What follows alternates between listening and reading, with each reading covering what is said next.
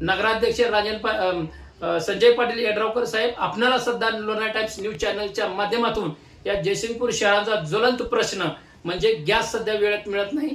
आपणही पुढाकार घ्यावा. तुमच्याच या जयसिंगपूर शहरामध्ये तुमची सत्ता आहे आज राजशिव विकास आघाडीची. तुमचे जवळजवळ 29 नगरसेवक मोठ्या प्रमाणात निवडून आले. क्रॉप नगरसेवक तुमचे 2 आहेत वेगवेगळ्या भागातले. ते जयसिंगपूर शहराचे म्हणून क्रॉप नगरसेवक ओळखले जातात. आज कुठे आहेत ती नगरसेवक? गॅस टाकीवर एकही नगरसेवक बोलायला तयार नाही. घरगुती टाके मिळत नाहीत.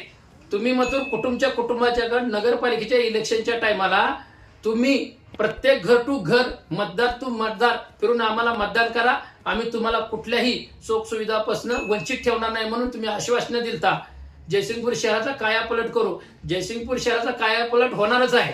तुम्हाला तो फंड जो आहे राज्य सरकारचा तो नगरपालिकेला मिळणार आहे. आमदार फंडांना होईल, खासदार पण जयसिंगपूर शहरात महत्वाचा विषय गॅस धारक आहेत. त्यांना गॅस टाक्या मिळत नाहीत आणि त्या लवकरात लवकर व्यवस्थित कशा मिळता येईल याची सध्या दक्षता आपण जयसिंगपूर शहराचे नगराध्यक्ष म्हणून संजय पाटील यड्रावकर यांनी पुढाकार घेऊन या ज्या गॅस एजन्सी आहेत, 4-5 gas agency, Lakshmi gas agency आहे, चिदानंद गॅस एजन्सी आहे, शौर्य गॅस एजन्सी आहे, यश गॅस एजन्सी आहे, या सगळ्यांना खरं तर तुम्ही यांच्या मालकांना धारेवर धरून हा जाब विचारायला पाहिजे होता.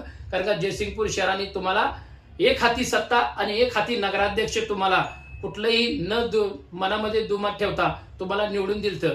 परंतु तुम्ही आज या महत्वाच्या विषयावर जे गॅस अनमोल आहे, गॅस जर असेल तर घरात अन्न आपल्याला शिजून खाता येईल असा हा गॅस, या गॅसवर तुम्ही एक शब्द सध्या चकार आतापर्यंत तुम्ही बोलला नाही.